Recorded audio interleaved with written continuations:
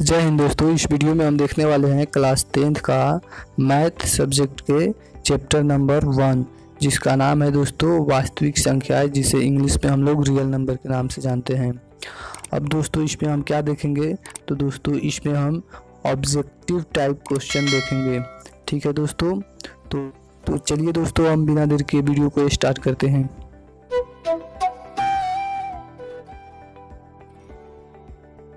तो दोस्तों जो हमारे पास पहला क्वेश्चन दिया हुआ है उसमें दिया है 0 और 50 के बीच विषम संख्याओं की संख्या कितनी है।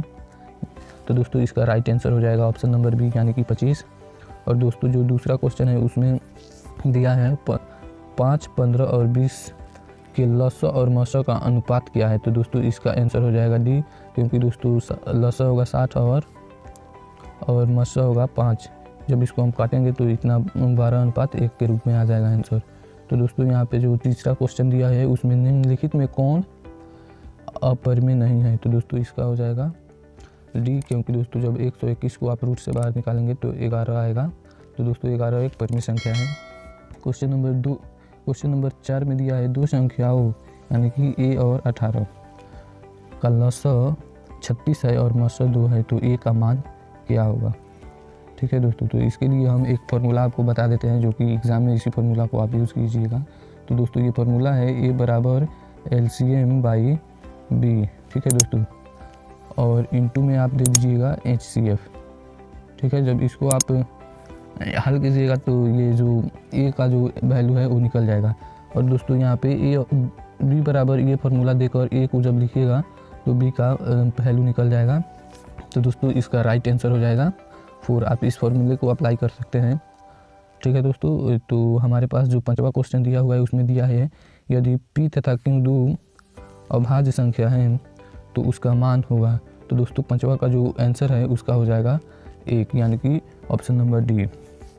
ठीक है दोस्तों, अब 6 नंबर पे जो क्वेश्चन है उसमें दिया है सबसे छोटी अभाज्य और सबसे छोटी भाज्य संख्या का गुणनफल होगा। तो दोस्तों इसका हो जाएगा सी। ठीक है दोस्तों, 6 का सी हो जाएगा। निम्नलिखित में कौन सी अभाज्य संख्या है। ठीक है दोस्तों, तो इसका जो आंसर है वो हो जाएगा ए। निम्नलिखित में कौन सा अभाज्य संख्या है, तो 29 को आप भाग नहीं दे सकते हैं। तो दोस्तों यहाँ पे आप देख सकते हैं जो अगला क्वेश्चन है उसमें दिया हुआ है 3.7 और ऊपर में दोस्तों एक बार दिया हुआ है, जिसका मतलब होता है फिर से दोस्तों आप दशमलव के बाद वाले अंक को आप लिखते चले जाएंगे। ठीक है, तो दोस्तों ये है यानी कि 3.27 है। तो ये क्या है दोस्तों, यहाँ पे हम इसको ये एक परिमेय संख्या होता है दोस्तों, तो इसका राइट आंसर हो जाएगा ऑप्शन नंबर बी। ठीक है दोस्तों, अब 9 में दिया हुआ है किसी पूर्णांक m के लिए सम संख्या का रूप है। तो इसका दोस्तों हो जाएगा सी 2m। और दोस्तों जो अगला क्वेश्चन हमारे पास दिया हुआ है उसमें दिया हुआ है निम्नलिखित में से कौन सा अपरिमेय नहीं है, यानी कि दोस्तों कौन सा परिमेय संख्या है। तो आप इसको देख सकते हैं, जब रूट से बाहर निकालिएगा तो ये हो जाएगा 8 और ये हो जाएगा 9। तो ये p/q के रूप में भी है और रूट में भी नहीं है, तो ये इसका राइट आंसर हो जाएगा ए। ठीक है दोस्तों, जो अगला क्वेश्चन है वो है हमारे पास निम्नलिखित में किसका दशमलव प्रसार शांत है। तो दोस्तों ए का दशमलव प्रसार शांत है, आप चेक कर सकते हैं। और दोस्तों यहाँ पे हमारे सामने जो अगला क्वेश्चन है उसमें दिया हुआ है कि 6/15 का दशमलव प्रसार है। तो दोस्तों ये होगा शांत। ठीक है, और दोस्तों क्वेश्चन नंबर 13 में दिया हुआ है कि 4 - √3 है। तो दोस्तों ये होगा अपरिमेय संख्या। चलिए अगला क्वेश्चन देखते हैं। तो अगला क्वेश्चन में दोस्तों दिया हुआ है निम्नलिखित में से कौन अपरिमेय संख्या है। निम्नलिखित में से कौन दोस्तों अपरिमेय संख्या है, तो इसका दोस्तों हो जाएगा राइट आंसर सी। ठीक है दोस्तों, क्योंकि दोस्तों जब आप इन सब को रूट से बाहर निकालिएगा तो ये आसानी से निकल जाएंगे, और दोस्तों ये रूट से बाहर निकलेंगे फिर भी ये अपरिमेय संख्या रहेंगे, क्योंकि दोस्तों इसका दशमलव प्रसार शांत नहीं होगा। तो चलिए हम अगला क्वेश्चन देखते हैं। तो दोस्तों जो अगला क्वेश्चन है उसमें दिया हुआ है निम्नलिखित में से कौन सी अभाज्य संख्या है। तो दोस्तों इसमें आप देख सकते हैं 11 है अभाज्य संख्या, और दोस्तों जो अगला क्वेश्चन दिया हुआ है उसमें दिया है दो परिमेय संख्याओं के बीच कितनी परिमेय संख्या हो सकती है। तो दोस्तों इसमें अनंत होगा।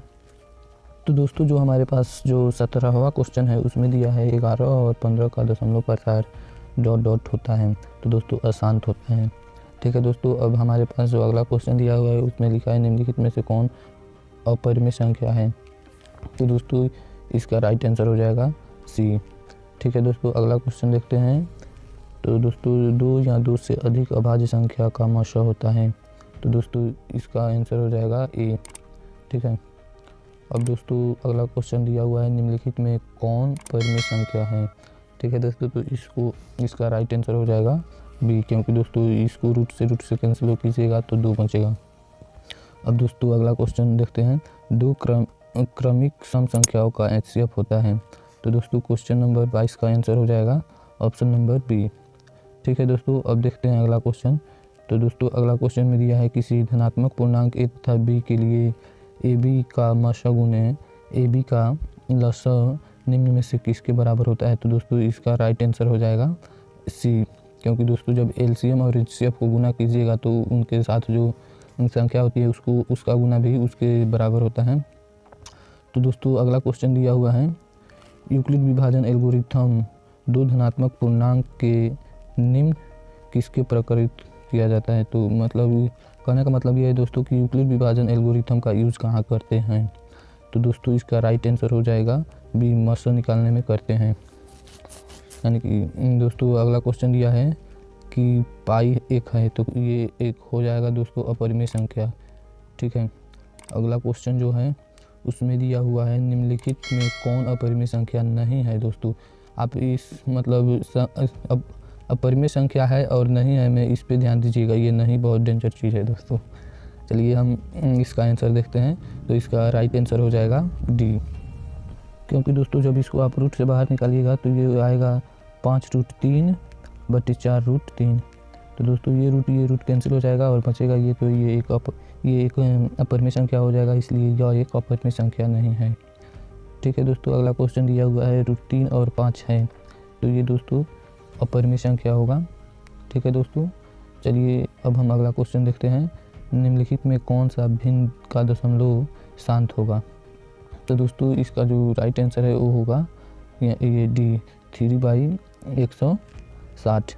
तो दोस्तों जो अगला क्वेश्चन दिया हुआ है 29 नंबर, वो दिया है 2.12112, यानी कि दोस्तों 1 का जो है नंबर वो हर 2 के बाद बढ़ता जा रहा है।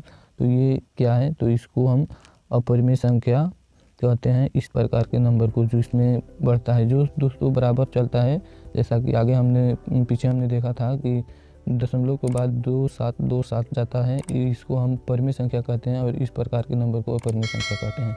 तो चलिए हम आगे बढ़ते हैं। तो दोस्तों जो क्वेश्चन नंबर 30 में दिया हुआ है उसमें दिया है कि √3/12 है, तो ये दोस्तों हो जाएगा परिमेय संख्या। ठीक है दोस्तों, आगे देखते हैं।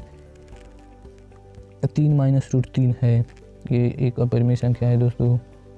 अब दोस्तों आगे बढ़ते हैं।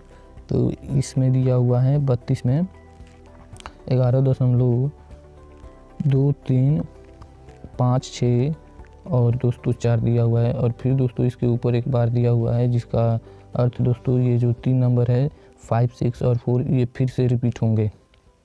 ठीक है, तो इस प्रकार के संख्या को आप जानते हैं हम क्या कहते हैं। इस प्रकार की संख्या को दोस्तों हम परिमेय संख्या कहते हैं। पीछे हमने इस तरह के क्वेश्चन को देखा है दोस्तों। अब दोस्तों ये जो संख्या है इसको भी हम परिमेय संख्या कहते हैं, क्योंकि दोस्तों इसमें सिर्फ 3 है, 2 दशमलव के बाद 5.2333, यानी कि दोस्तों 3 के ऊपर सिर्फ बार है, तो ये भी परिमेय संख्या का ही रूप है। चलिए हम आगे बढ़ते हैं क्वेश्चन में। तो दोस्तों जो अगला क्वेश्चन है उसमें दिया है 1/√7 है, तो ये दोस्तों एक अपरिमेय संख्या है। अब दोस्तों जो हमारे सामने अगला क्वेश्चन है उसमें दिया हुआ है भाज्य ए और भाजक बी के लिए a = bq + r में r के लिए कौन सा सत्य है। तो दोस्तों इसका आंसर होगा सी, क्योंकि दोस्तों 0 या तो r के बराबर होगा या r से बड़ा होगा, और b जो होता है दोस्तों r से बड़ा होता है। ये हमने यूक्लिड विभाजन एल्गोरिथम में पढ़ा हुआ है। तो दोस्तों यहाँ पे हमने क्वेश्चन नंबर 35 तक के जो आंसर है वो देख लिए हैं। अब दोस्तों हम अगले वीडियो में क्वेश्चन नंबर 36 से वीडियो को स्टार्ट करेंगे। तो दोस्तों इस वीडियो में बस इतना ही, फिर मिलेंगे एक नए वीडियो में। तब तक के लिए जय हिंद, वंदे मातरम।